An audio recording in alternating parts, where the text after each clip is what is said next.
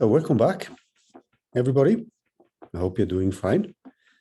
Today's topic is a continuation of what we did last week, and it's about gradient methods and the optimization of an energy functional, where the energy is a function which depends on variational parameters. And the topic today, which we're going to cover, are more the mathematical details of methods like the steepest descent and the conjugate gradient descent method, which we actually don't end up using because they require that we are able to calculate this matrix, which we call the Hessian matrix, which is related to the second derivative of the function we want to optimize. There are several procedures which are widely used in this type of optimization problems. And for those of you who have taken a course on machine learning, many of these things are well known. I know that there are many of you who actually followed the course called Phys SDK, or you may have taken IN 5400. And in both these courses, one discusses things like stochastic gradient descent and the standard gradient descent. So we are going to repeat some of the things we discussed last week. And then we are going to say something about this algorithm, which is called a semi-Newton method, which is named after Breuden, Fletcher, and I think the other two authors are Goldfab and Shannon. And this is a very popular method, which is an iterative approach where you try to approximate this matrix, which represents the second derivative in an iterative way without having to compute the matrix. So the literature is full of methods which aim at optimizing the way you calculate the second derivative. So in order to see this, let us remind ourselves about some of the mathematical aspects of Newton's method, and then we are going to dive a little bit more into these methods. But at the end, what we are going to implement is either something which is called a stochastic gradient descent or just a plain gradient descent method. Alternatively, you can always try to give an estimate of the second derivative of the energy as a function of the parameters alpha. You can alternatively also implement Breuden's method, because you have functions for Breuden's method in both C++, Fortran, and in Python. And so in the Python package, which is called SciPy, you will find several of these algorithms being baked in. The SciPy has many function minimizers or optimizers baked in, and we're going to see some of these examples later today. So Newton's method is also something, or semi-Newton methods is something which we also can think of using. Let's remind ourselves a little bit about some of the mathematical aspects of the Newton-Raphson method. We went through some of the details last week, but let's try just to repeat some of it. So what we need is to find the zeros or the root of a function f. In our case, the function f is the gradient of the local energy, the expectation value of the local energy as a function of the variational parameters. And we are calculating the gradient of that. So we want to find its roots where it is 0. And it means that we need the second derivative of the local energy, or the expected value of the local energy. So if you think of Newton's method, the basic idea, if you look at Newton's method now in one dimension, this is simply based on a Taylor expansion. And you are looking after the roots of a function. So you want this number s. This is where the function is equal to 0. In our case, this is the gradient which we want to put to 0. And then you simply perform a Taylor expansion. And you will be surprised that many of the central mathematical algorithms which you deal with, they are often based on just plain Taylor expansions. So if we do the Taylor expansions and then we cross fingers and assume that the higher order terms which involve the second derivatives can be neglected, And if we do that, we end up with a simple equation here for the function we want to find the roots of. And we end up with this simple equation, which you see here. I assume you can see my pointer here. And then this obviously gives that S is equal to x minus f of x divided by the derivative. In our case, f is the gradient of the expected value of the local energy. And if we have more than one variational parameter, this is going to be a multidimensional problem. So this becomes a matrix. And when it becomes a matrix, we need to invert the, in our case, the second derivative. But this is essentially the kind of approach which leads to Newton's method. And Newton's method is a method which can be stable if you have a well-defined minimum and you are close to that minimum. But basically, the algorithm which you see now is an iterative approach where you start with some guess, and then you keep iterating till the difference between xn plus 1 minus xn is smaller than a quantity which you have fixed. This is the starting point for essentially all these types of algorithms, Newton-Raphson's method. And if you now look at the method, it has a very simple geometric interpretation. And xn plus 1 is the point where the tangent from the previous point crosses the x-axis. And then closer to the solution, the method actually converges pretty fast to the desired solution. However, if you're far away from the root, where the high order terms in the series are important, then this Newton-Raphson formula can give grossly inaccurate results. So if you have an initial guess for the root, might be so far away from the true root as to let the search interval include a local maximum or minimum of the function. Then in that case, you would actually be stuck in a local minimum or local maximum. So the if the iteration places a trial guess near such a local extreme point, so that the derivative basically vanishes, then the method typically fails. The functions which we are going to deal with, at least in this part of the course, I mean the first project, the function is going to be pretty nice. It's going to be a very convex function with a global minimum. There's only going to be one minimum.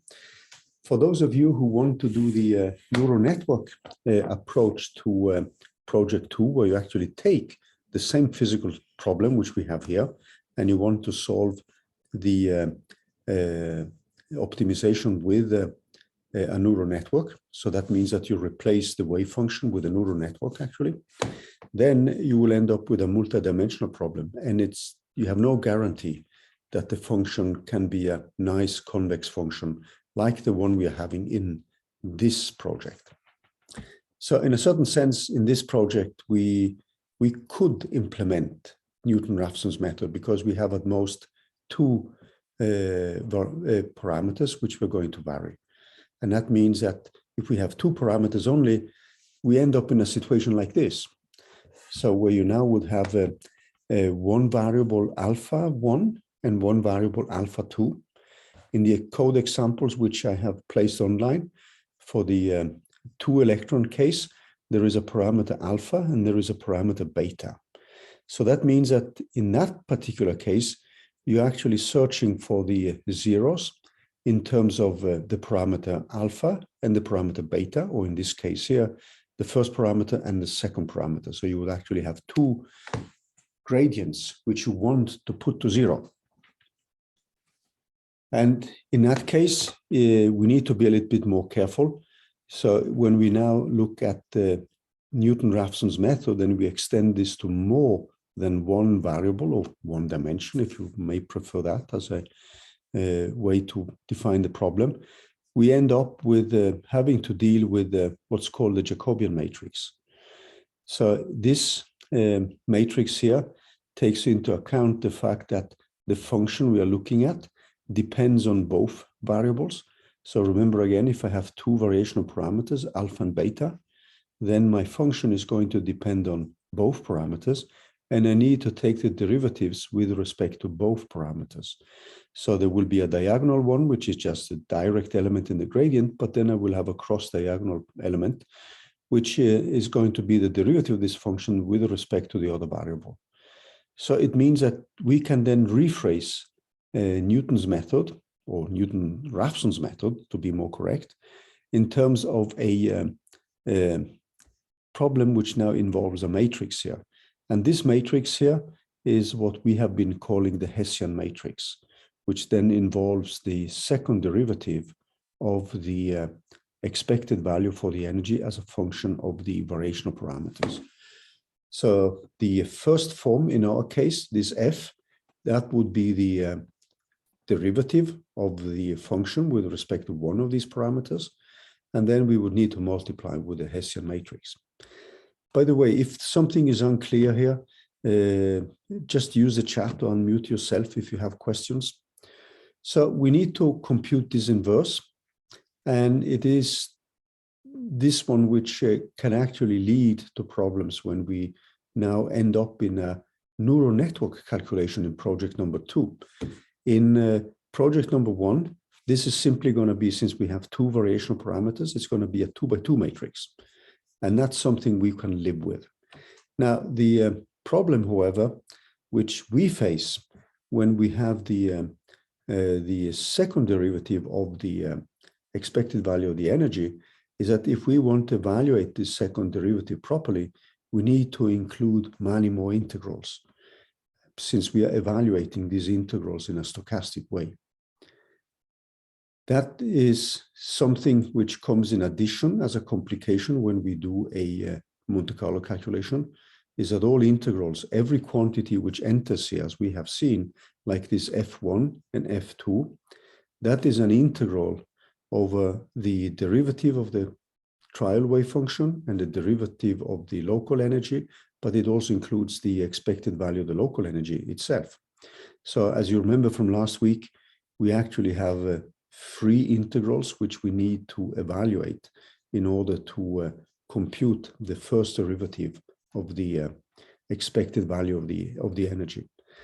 So there are many things which make the calculation, even in this case where we have 2 parameters only, where this matrix is a 2x2 matrix, to evaluate the second derivative of the expected value of the local energy is something which is non-trivial. And it involves, I think I seem to remember, either 5 or 6 integrals which have to be evaluated stochastically. And if these are multidimensional integrals, this is something you would like to avoid.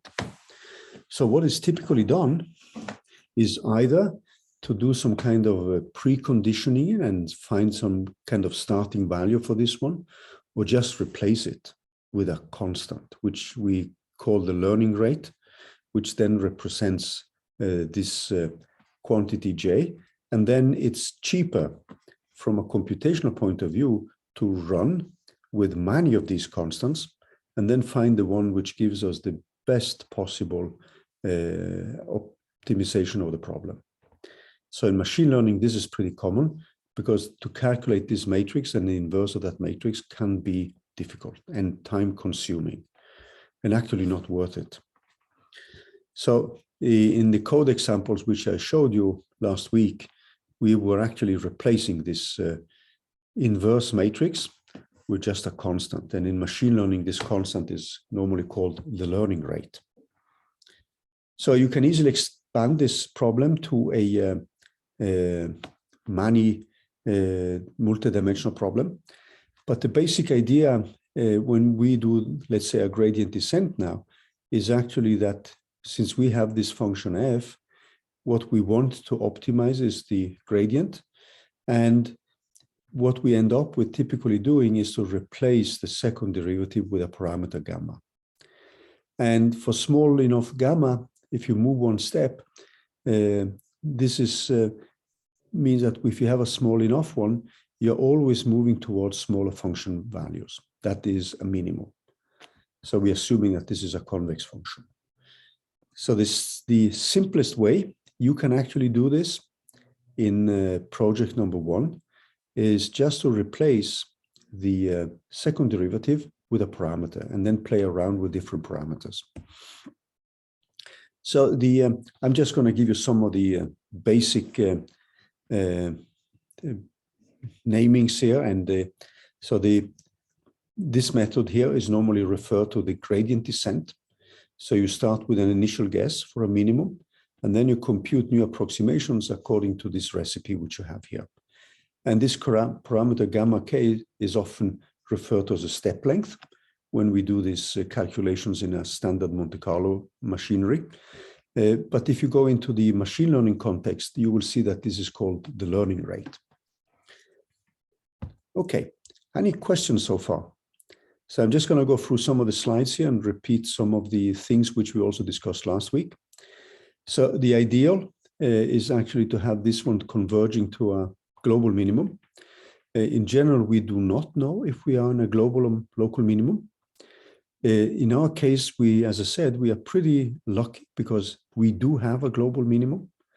And in project number 1, we can actually just move on without thinking too much about whether we are on a global or non-global or local minimum.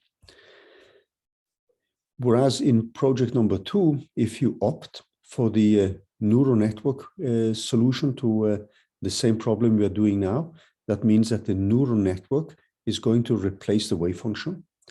And this gives a very powerful approach to solving quantum mechanical problems, because you don't need to bake in all this kind of physics assumptions which we are making now, but you can simply have some minimal assumptions and let the neural network find the optimal wave function.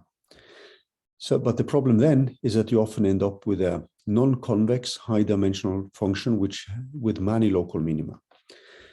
So there are many pros and cons which we need to keep track of when we are setting up the problem here.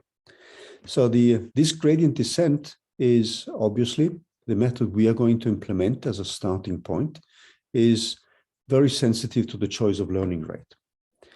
That is because you are only guaranteed that the fact that this fx of k plus 1 is smaller than fx of k.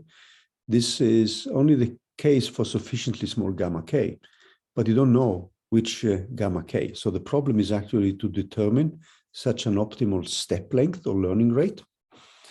And if it's chosen too small, it will take a long time to converge to the minimum. And if you take it too large, then you can actually end up in a situation where the solution does not converge.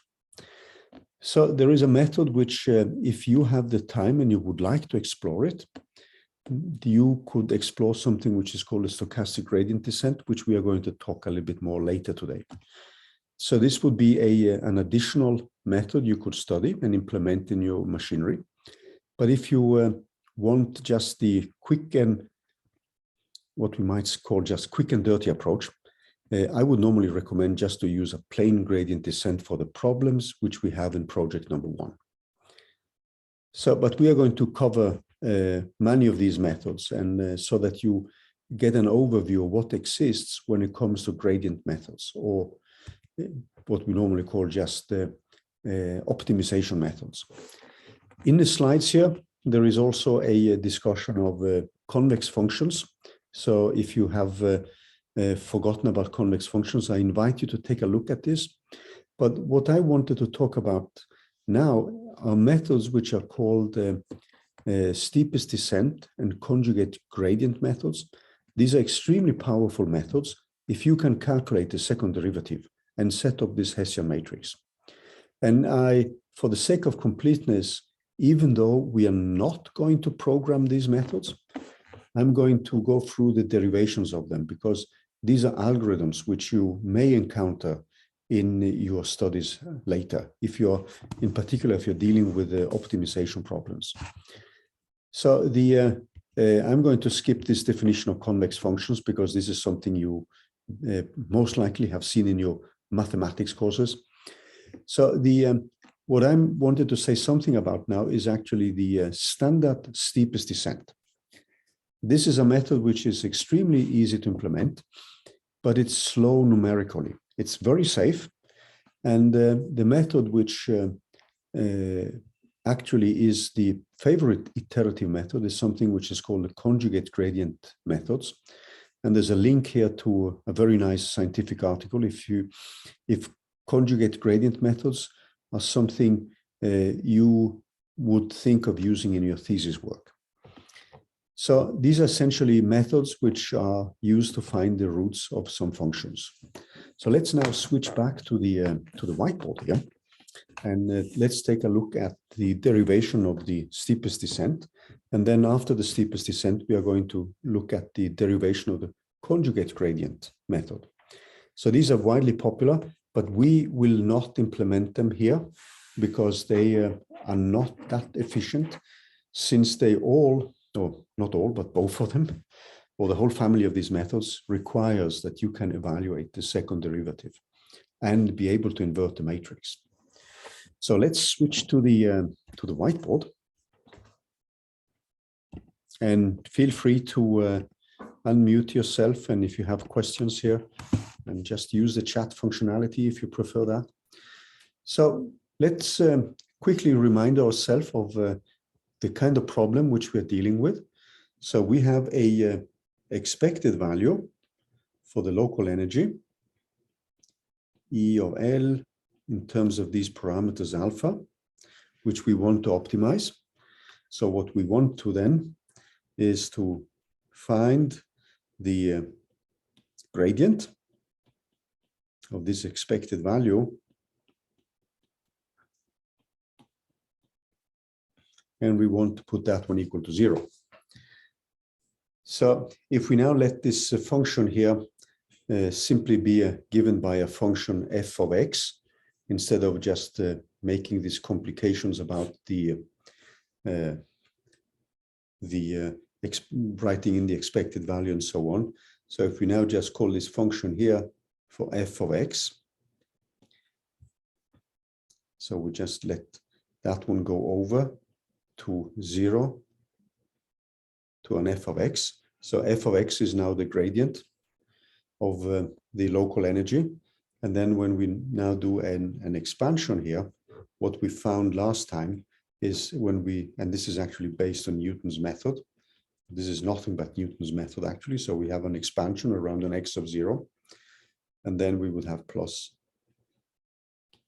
the, so since these are vectors now, this means that we have an x minus x0 transpose. And then we multiply that with the gradient of f of x, and we have the next term, which gives us now the so-called Hessian matrix of x minus x0. So I'm putting vectors on top of these quantities because these are now vectors, x and x0, and x0 is just a starting point. So what we end up with when we are looking at our specific problem is that we have an iterative scheme where we have an iteration k plus 1, which is now given by x of k. And this could be rewritten, as we saw last week, in terms of the inverse of this matrix, where we now have the function evaluated at this x of k.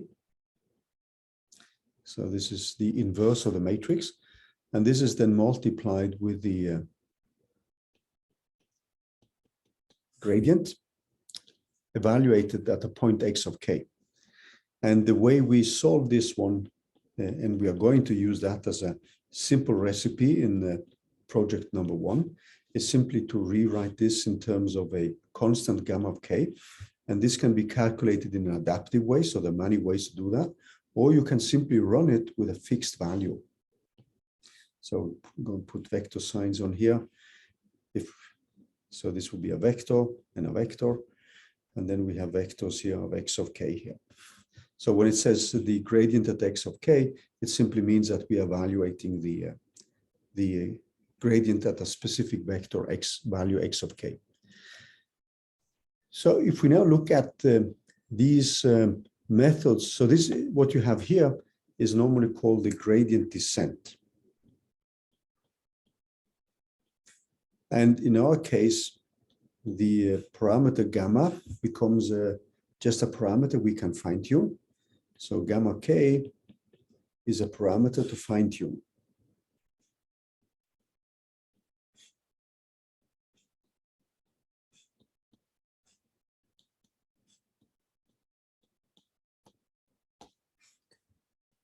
And this is the kind of approach which you actually are going to look at. But for the sake of completeness, and I wanted to say something about other methods. So the method I wanted to talk about now is one of the rather standard methods which you will encounter. So if you can evaluate the second derivative, or the Hessian matrix as we've been calling it, this is one of the methods which is very, very easy to use actually. So in this particular case, let me just quickly remind you of the type of problem which we are going to deal with. So this matrix H, which I called it, is something which I now will replace with a matrix A.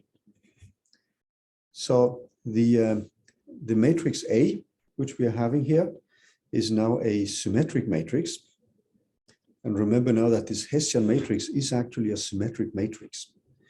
And in general, these matrices, for the type of problems we have, they are positive definite. So it means that all the eigenvalues are larger than 0. If it's semi-positive definite, they are larger or equal than 0. So what we discussed last time is that the problem, so the kind of linear algebra problem, which I'm going to set up now, the problem of solving the standard linear algebra problem AX equal to B. So if you look at that standard problem here, that specific problem, that is the same as, is equivalent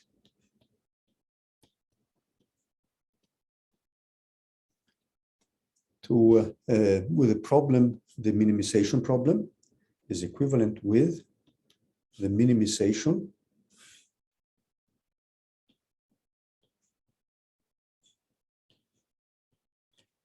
of a function of, and we are going to call this function q of x, which is now equal to the vector x times the matrix A times x minus 2x of t times b, or you can rewrite this alternatively. So this is equivalent. So many people actually rewrite it like this, of a of x minus xt of b. So if I take the derivative of the function q of x with respect to x, so if I take this derivative, then I end up with having to solve the problem a of x equal to b. So a is a matrix, x is a vector, b is a vector, b is a known quantity. So b is known.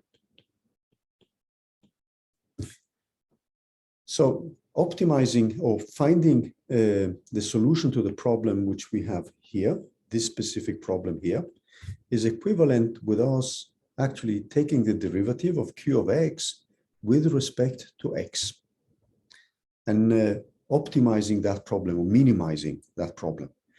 Now, if you look at the function which we have here, this function, and if you replace A with this Hessian matrix, what you have is actually nothing but the expansion which we have seen here. So you would then see that the second term which we put up is this 1/2 times a vector x times the matrix A times another vector x. And then I have something which is known here, or rather which I can compute. It has the unknown x and it has a gradient which I have the value of. This fx of 0 is something which we know, so that's just a constant which we can plug in. So if you look at the problem which we have here, which comes from Newton-Raphson's method, if you look at that one, that is a problem which is equivalent to minimizing this function here. So I hope you see the similarities between what we are doing now. So the one way to look at this in a very simple way, just to convince yourself that this is an approach which makes sense, you could now think of an example of a one-dimensional ray. So let's do that. So example. So we have a one-dimensional ray, which is now given by x plus a parameter t times an object v, and v is now plays the role of a vector. So it's a one-dimensional problem. And what you could think of is that you have a set of points here, where you have x plus v, so t is equal to 1. You have x plus 2v, you have x plus 3v, etc. And then you're defining a point here in terms of x, and you're making a displacement with v here. And then you're asking yourself, what is the optimal value of this parameter t here, which optimizes a function. So what we are going to put up now is a function which I'm going to call q of x. And that's going to be given by x of t times a. So this is the initial value, minus some 2 of x transpose times a vector b. So if I now move one step with x plus this t times v, this is now the same as x plus t times v transpose. And I'm going to be a little bit sloppy with the vector signs here. So if this is just a one-dimensional object, we don't need the vector signs. Minus 2 times x plus t times v transpose times b. And if I now multiply out here, you will see that there is a term where this is equal to q of x plus 2 times t times v of t of ax minus b here, plus a t squared times v transpose times a times v. So I'm just multiplying out here. So now I would like to find the optimal parameter t. So you will see now that this actually, what this actually is something which mimics this iterative procedure, because you could think of you now moving a step ahead of x plus tv, and you're now asking yourself which parameter t is it which optimizes this procedure here. So we could now take the derivative of x plus tv with respect to tv, and we want to have this one 0. So when we take the derivative, we just get 2 times v of ax minus b, and this is plus 2 times t times v of t of a of v. And then since we want this one to be 0, what we see now is that this t optimal,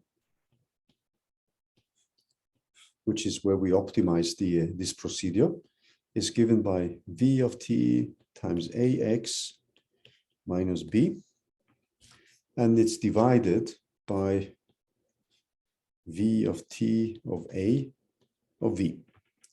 So if I plug in that specific value, if I go back now and say that this is my optimal stepping, so think of this t as something which plays the same role as the step length or learning rate, as we called it. So we would have now plus a t optimal. So we're simply going to plug it in here and times v. So this would be equal to, when I set in the equations here, plus a t optimal. And then I have my 2 times v of t of ax minus b plus v of t of b minus a of x. So I'm just simply setting in the equations here. And then I can replace that one with the expression I have for the t optimal. And this can be rewritten as a q of x minus.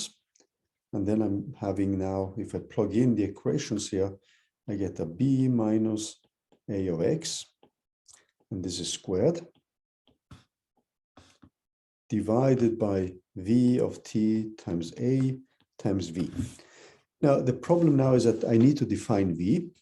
If I know this quantity V, I can then calculate the quantities which you have here. Now, the reason why I'm setting up this is that this actually suggests a kind of iterative scheme. So what you could think of now is something like this. So it suggests an iterative scheme like we saw with Newton's method, where we now have something like x of k plus 1, which is equal to an x of k plus this parameter t of k multiplied with this vector v of k. And what we are going to do now is actually to look at the way this links with steepest descent method. So let's now look at the link with the steepest descent and the algorithm.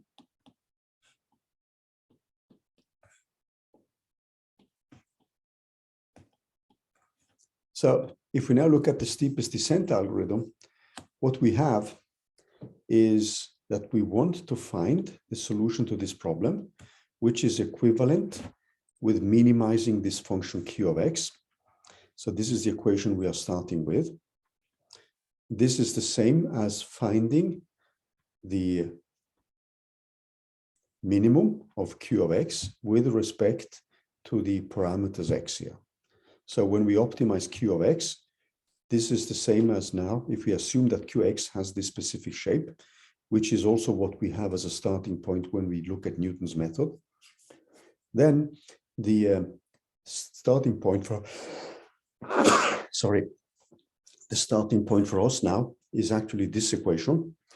And if this matrix A is positive definite, there is actually a theorem which says that you can start with any guess, x0, and you will always, after a given number of iterations, you will always converge to the exact solution. So we define a residual.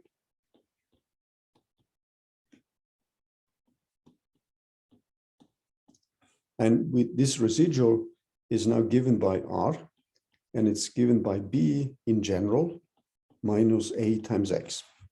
So the solution X may not be the exact solution. So if we start with X0, so the initial guess with X equal to some X0. So that's a guess which we can set up. So it could be a vector which has only one, and all the remaining elements of the vector are equal to 0. So that means that what we have then is as A times X0 is equal to B. In our case, this is different from what we will call the X final, which we are going to get after a given number of iterations. So this equation here clearly means that A times X0 is not exactly, if I take A times X0 minus B, this is normally different from 0. Obviously, if X0 is your solution, then there is no point in iterating because you have the solution. But in general, we start with a guess, and that means that we have a residual, and this residual is now given by B minus A times X0. It means that when we have done this many times, we would have something like an R of k plus 1. So if we did this k plus 1 times, then we would have a B minus A of R, no, xk plus 1. And you would typically continue till this residual is smaller than a given number. So we would now typically have that an rk plus 1 minus rk, and this is the norm to a vector, is smaller or equal to a quantity which you have set. And this quantity could be something like 10 to the minus 8 or 10 to the minus 6, depending on the precision which you are interested in. So the steepest descent method is actually very, very simple to start with. So this x0 could be equal to 0. So it's a guess. And it could even be a random values. Now we have, when we are dealing with this problem in project number 1, random values, for example, if we look at what we have in project number 1, we have a rough feeling of where we have the minimum value, because when we run the calculations, so in project 1, P1, what we have is something like this. We have the parameter, the energy as a parameter, as a function of one parameter when we are looking at the non-interacting case. And when we run this calculation with the harmonic oscillator, we know roughly this value. And the way we have fixed the trial wave function, we know that the optimal value for the non-interacting case is when alpha is equal to 1. So when we are now setting up the Monte Carlo machinery, in case the interaction is weak, when we add the two particle interactions, it means that if we make a guess which is close to alpha optimal, then we won't be so far off when we start this optimization procedure. So you could typically find a value here, which then will be your alpha 0. So I'm changing alpha 0 with x0. And then hopefully with just some few steps of calculating the gradient, you will then just reach this holy grail in a with very few iterations. So you can start randomly, but clearly if you have a good understanding of the system, you can then replace that one with a value which is close to what you might expect it should be. So let's look at the steepest descent algorithm here. So what we had is now a residual, which we want to drive to 0. And that's given by a b minus an a of xk plus 1. Now, what I know now is that this x of k is something which we have defined to be given by x of k plus 1, which is equal to x of k minus some t of k multiplied with this residual, so which is r of k. So this is based on the assumption which we made up here, that there is some kind of iterative scheme which we can set up. And now I put a minus sign here because I want this r of k to represent some kind of gradient. So note that this r of k is actually the negative gradient of, so this r of k represents the negative gradient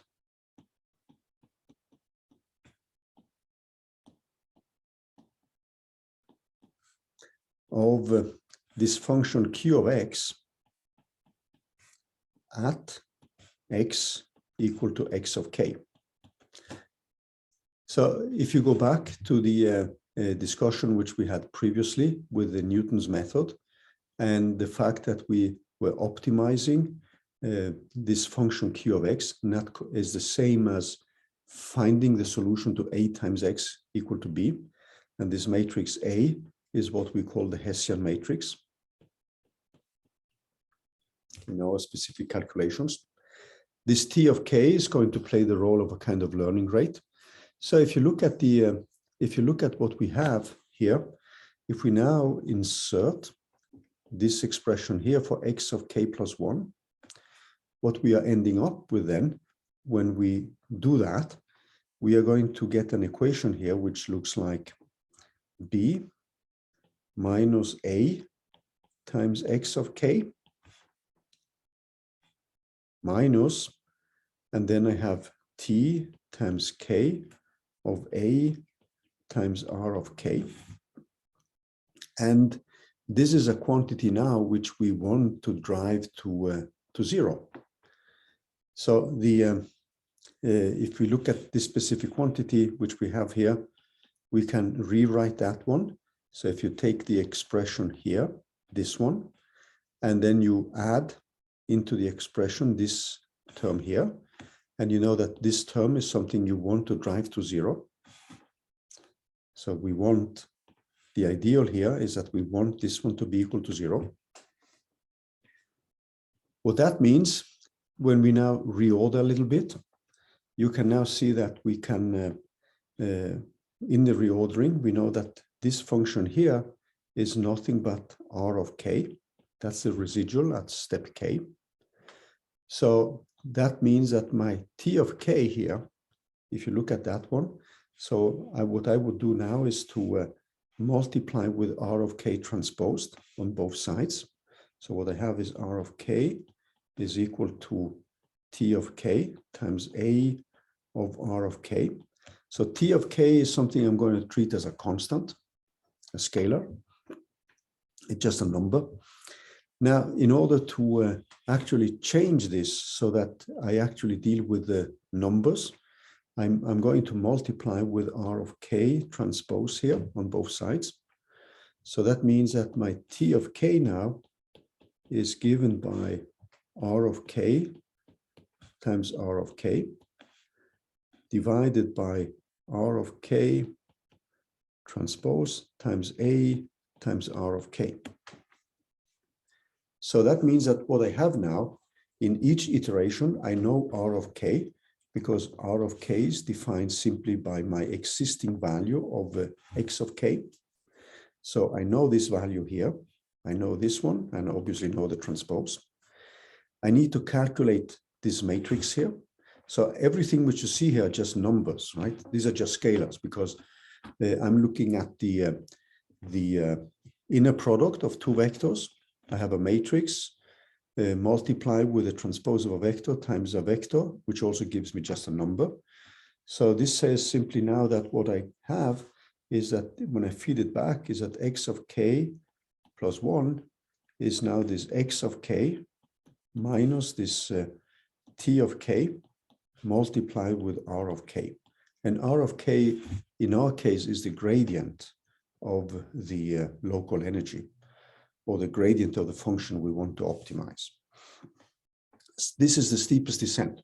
But what you note here is that, I'm sorry for just running a little bit over time, is that this quantity you see here relies on you being able to calculate the matrix A and then the product of this matrix with two different vectors.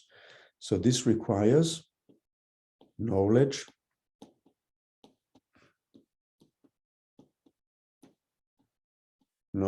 of A, which actually is our Hessian matrix.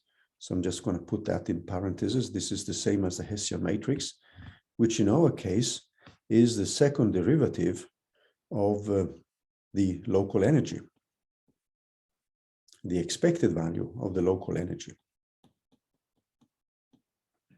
And this is a quantity which for us is pretty rough or tough to calculate.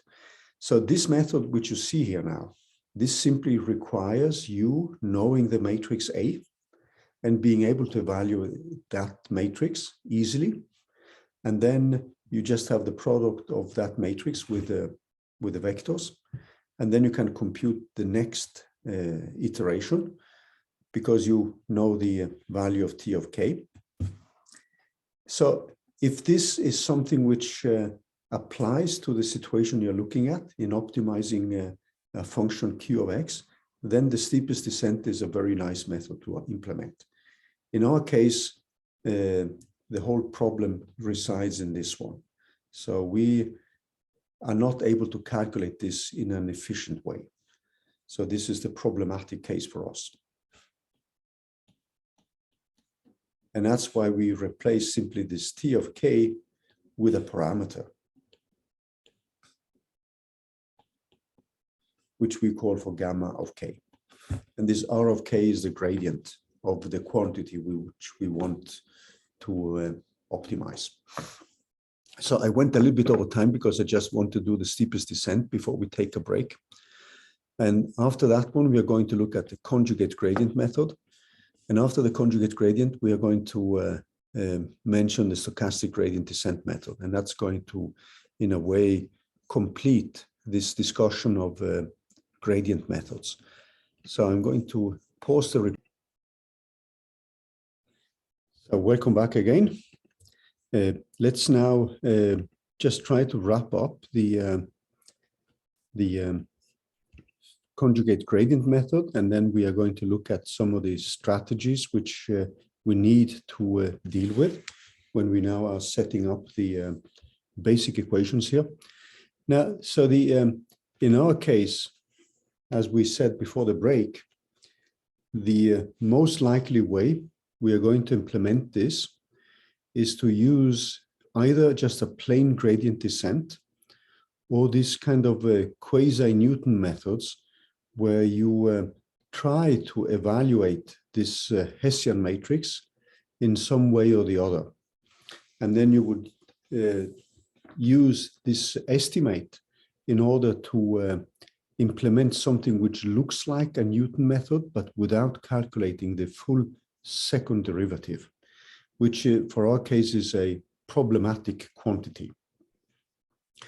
Now, the one alternative, the simplest possible gradient descent. So what I would recommend in project one, if we're now just going to make a kind of intermediate summary of what we have.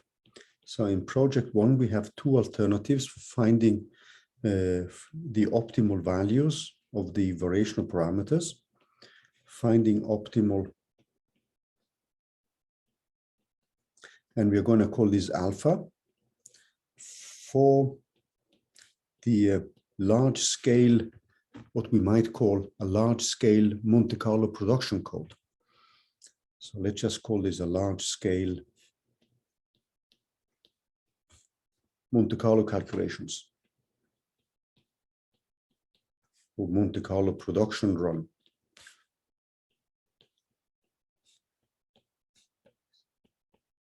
So what we are going to have is then a recipe where we are looking at an alpha k plus 1. So the simplest possible way is the standard gradient descent, where we now have an alpha of k, and this is minus, and we have a parameter gamma of k, and then we have the gradient of the local energy. So this is the gradient of the expected value of the local energy, and this is evaluated at a value alpha k. And gamma is a parameter, so we could think of choosing these parameters gamma within some domain.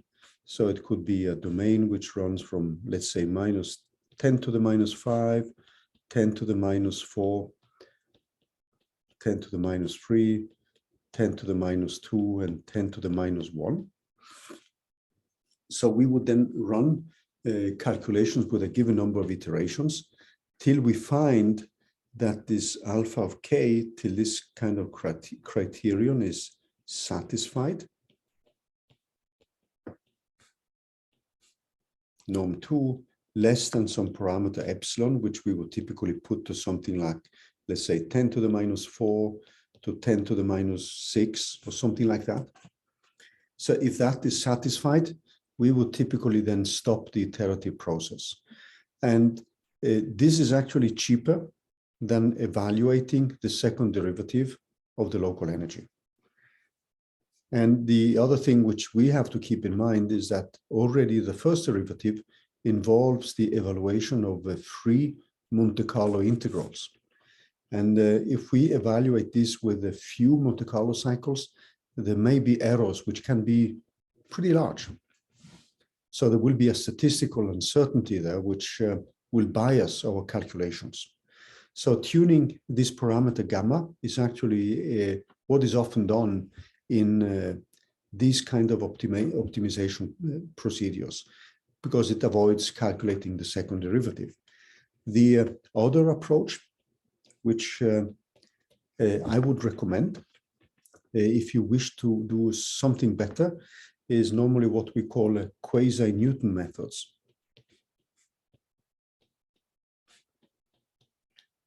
And there is a whole hierarchy of methods there. One of the most popular one is this Breuden et al. Algorithm, which I'm going to describe briefly a little bit later. But what I wanted to do is to remind you of what we did last week when we actually calculated these kind of quantities. So let me just bring that up for you. So we have a Jupyter notebook from last week.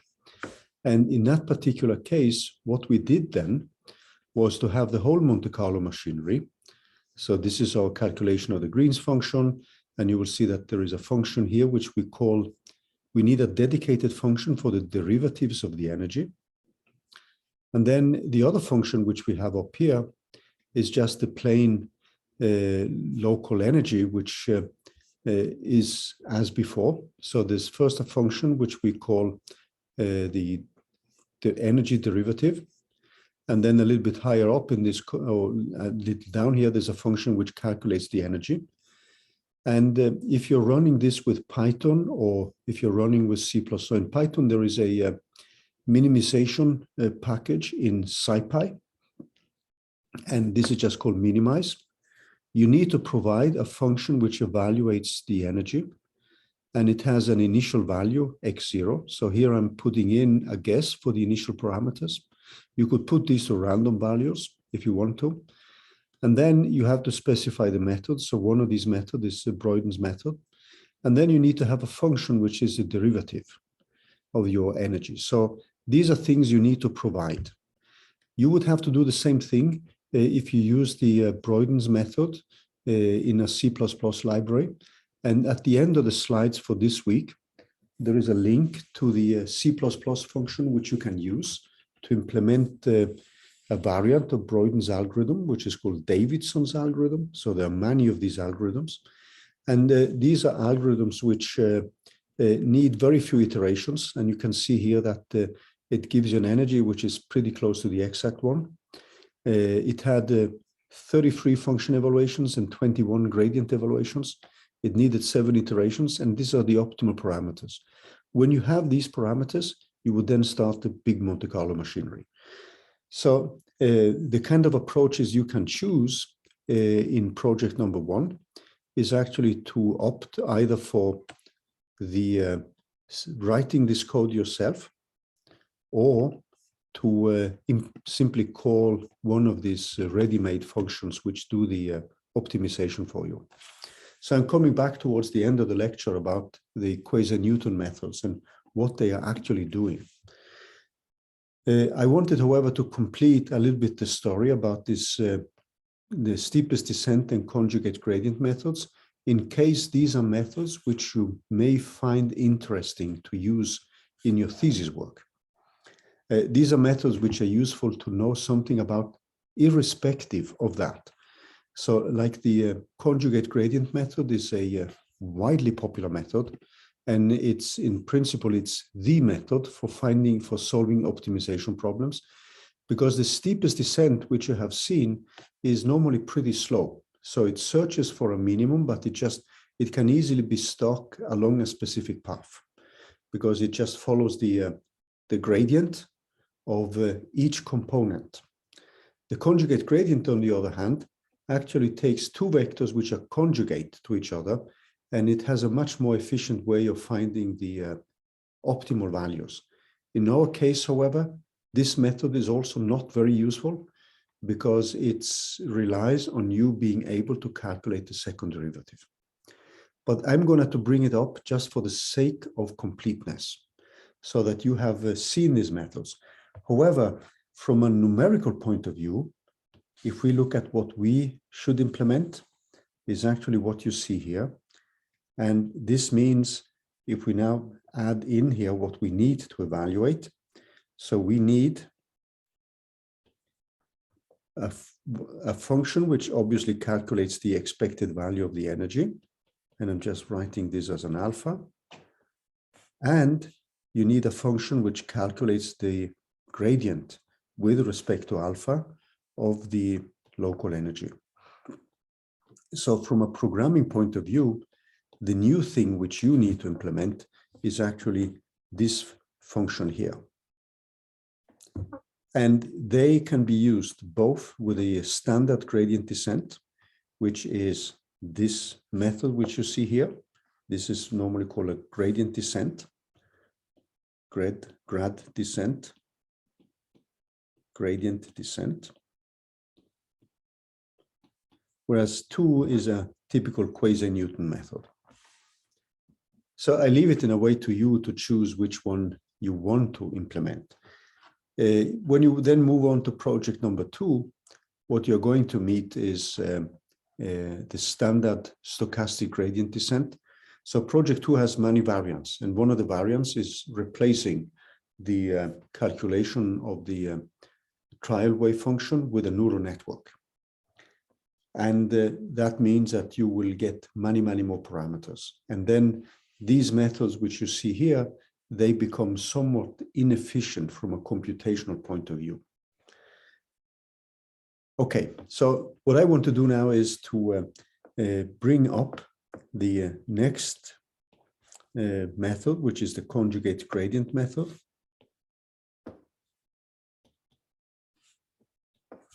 And the conjugate gradient is simply introduced because the steepest descent method is normally slow computationally, and it would just move in parallel in all the directions of the different gradients.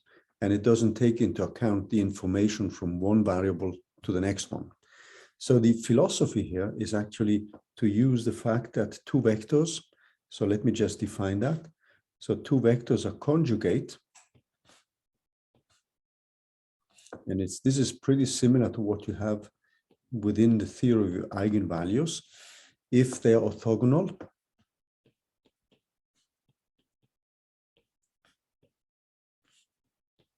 let me just write it down here first, the definition. With respect to their inner product, if they're orthogonal, with respect to the inner product,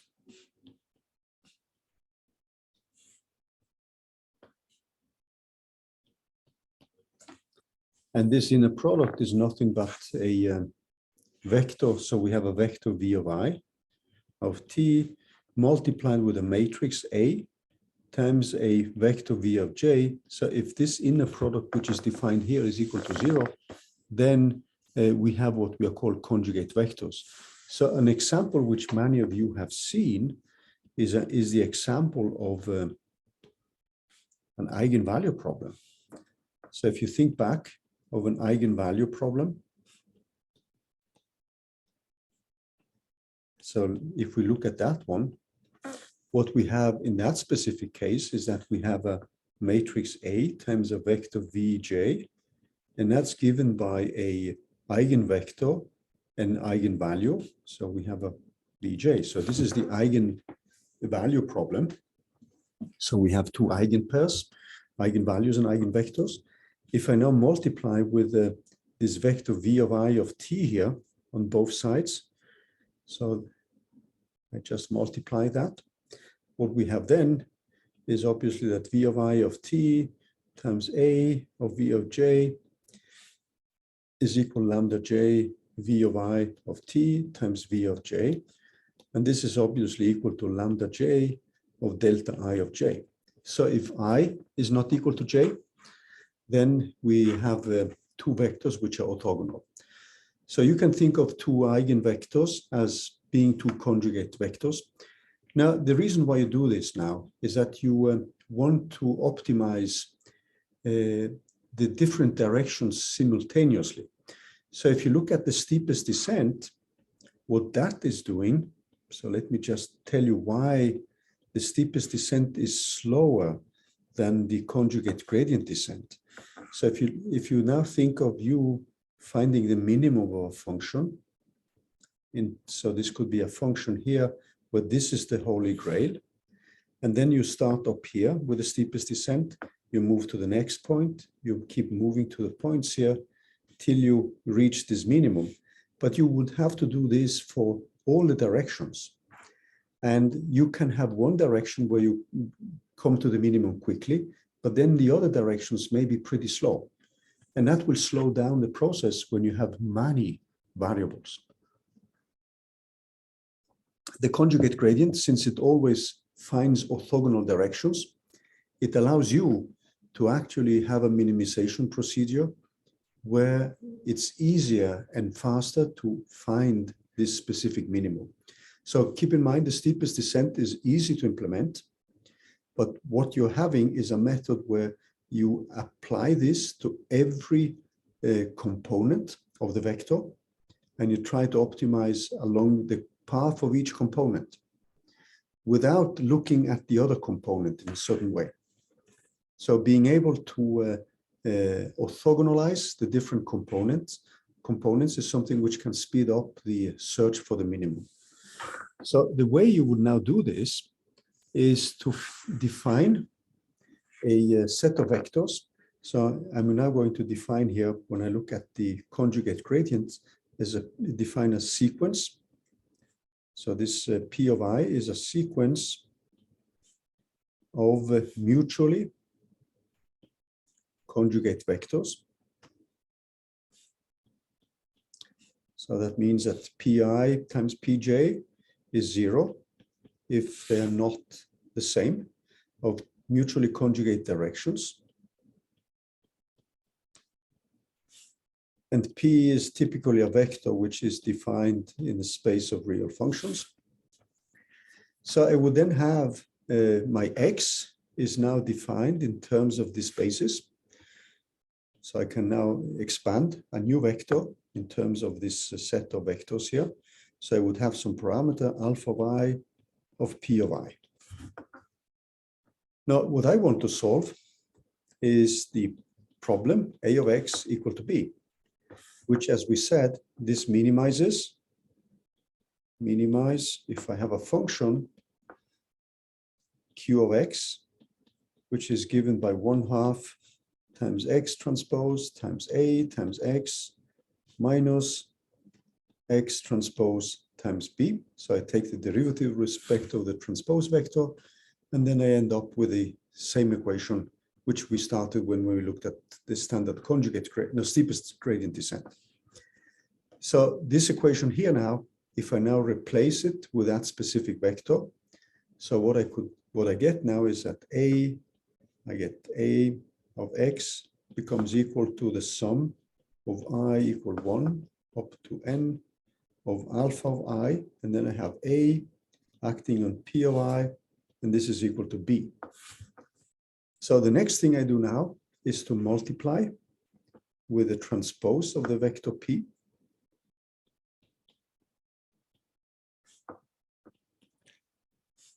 With pk, so we take a component P of k, pk transpose.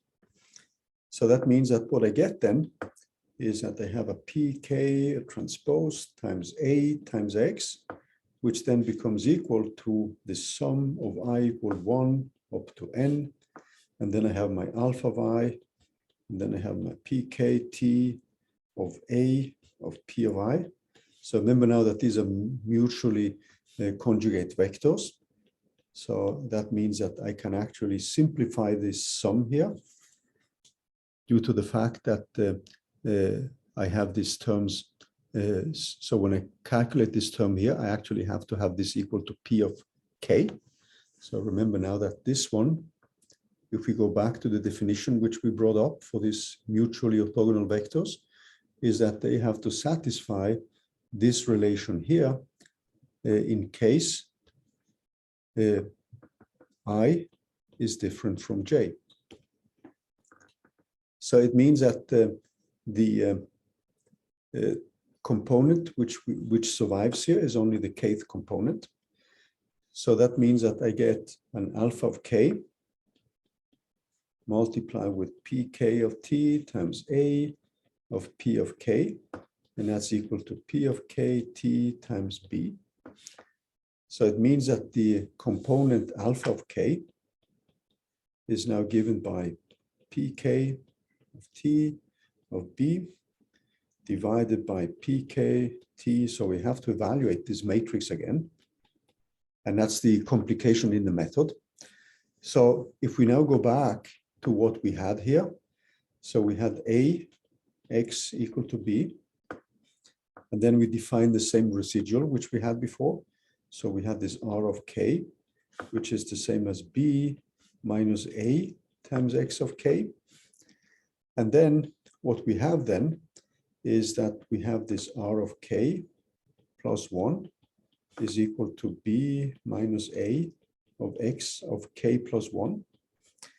And we can easily show then, if we now look at the procedure which we want to deal with, is that from the equations which we have here, it's pretty easy then to infer when we take these expressions here, that we get a p of k plus 1,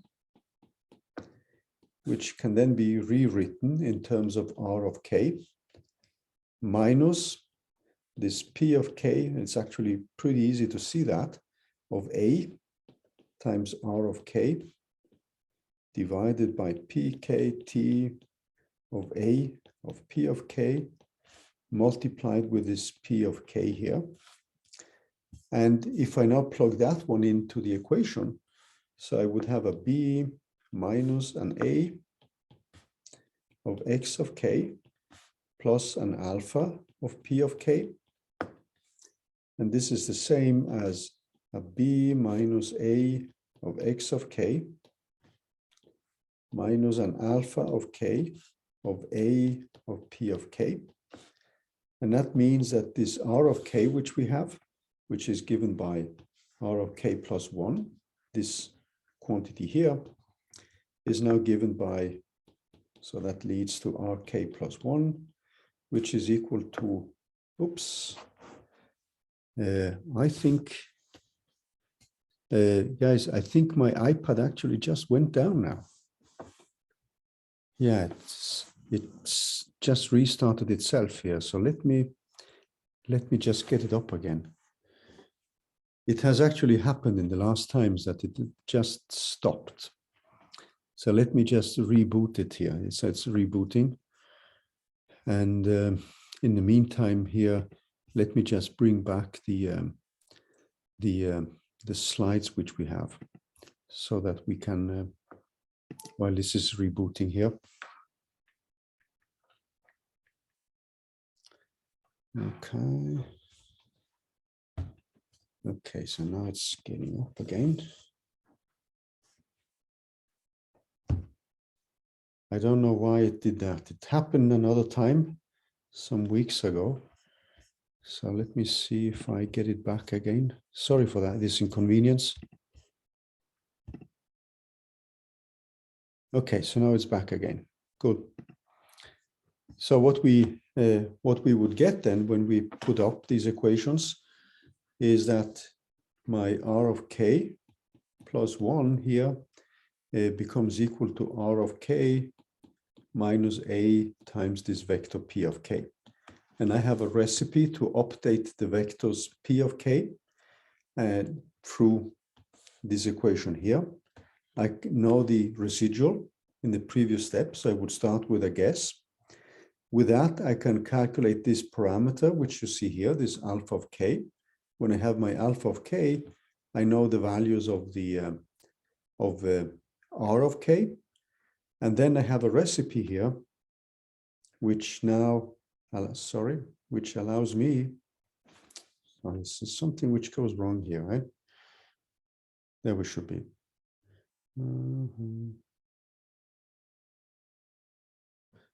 Oops.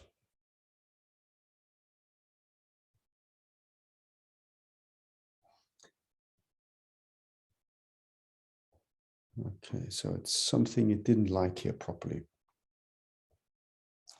Can you see my my iPad here?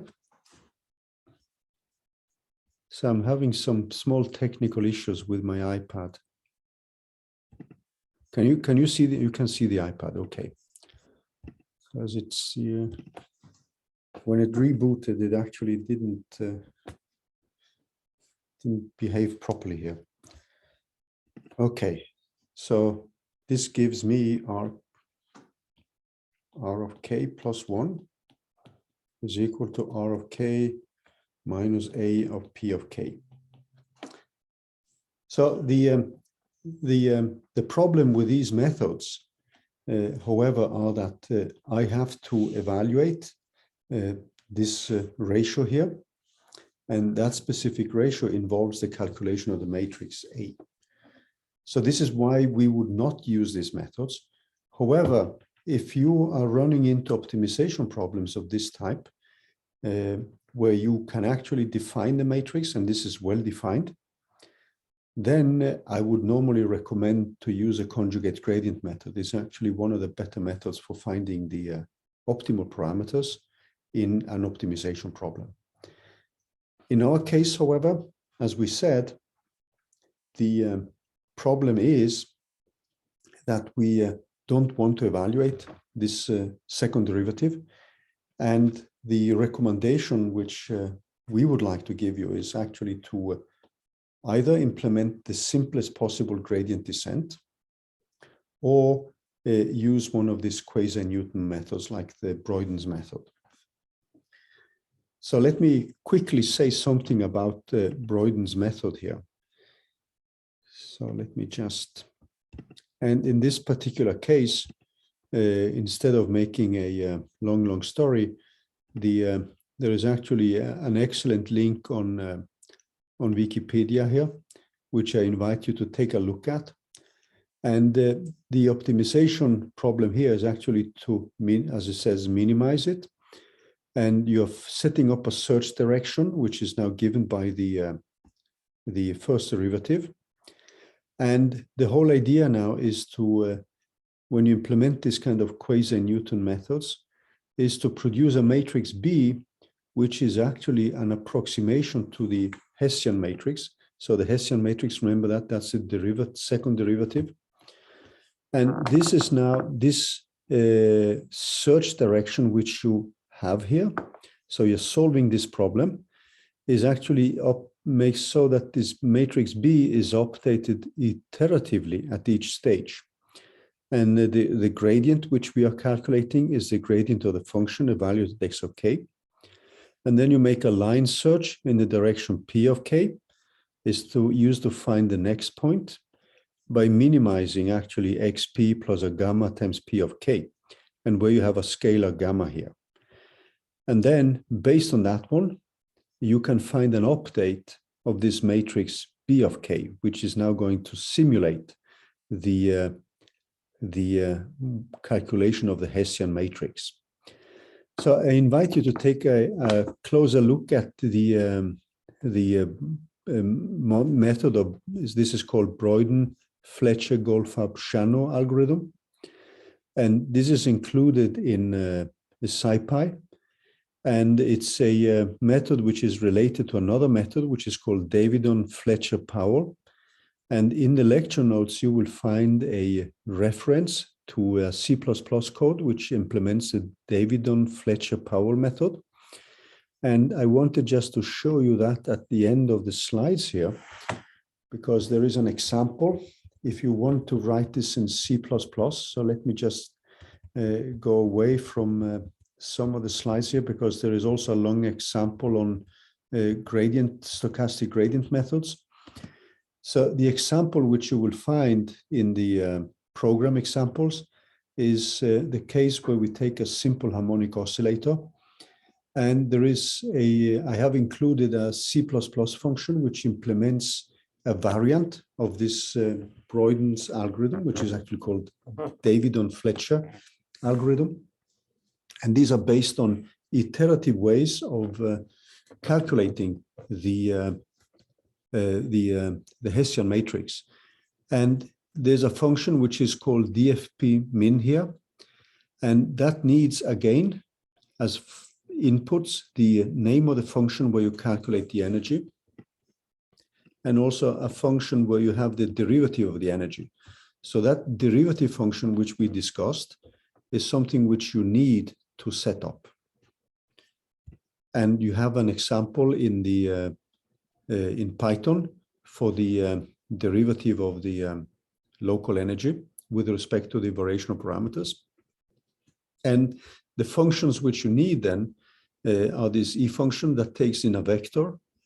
And in this specific case, I've just taken a simple harmonic oscillator, and which we have discussed and which you find in the beginning of the slides. And then there is also a function here which actually calculates the derivative of the local energy. And you have all the analytical expressions in the beginning of the slides here. So if you wish to use some of these functionalities in C++, there is actually a program which you can fetch. Or if you prefer to write this in Python, I normally recommend to use the minimize function, which you have included with the SciPy. So for project number 1, since we only have 1 to 2, very few variational parameters, I would not recommend using something like stochastic gradient descent, which you will find examples of in the slides as well. I would rather stay with the simplest possible approaches, either a gradient descent, plain gradient descent, or to use these ready-made functions which implement these Quasi-Newton methods. And they are pretty efficient. And the only thing you need to set up is a function which has the energy and the derivative of the energy. So I'm going to stop a little bit earlier because I don't think it's worth now to talk about the gradient descent methods, stochastic gradient descents, because for project number 1, that would be a kind of overkill. So I hope it's pretty clear what you need to program. The most important function you need to have is a function which calculates the derivative of the local energy. And in these Python examples, you have the function which calculates the expectation value of the local energy, and then you have a function which now sets up the energy derivative. And in that process, you need a function where you, for instance, set up the analytical derivative of the wave function ansatz with respect to the variational parameter.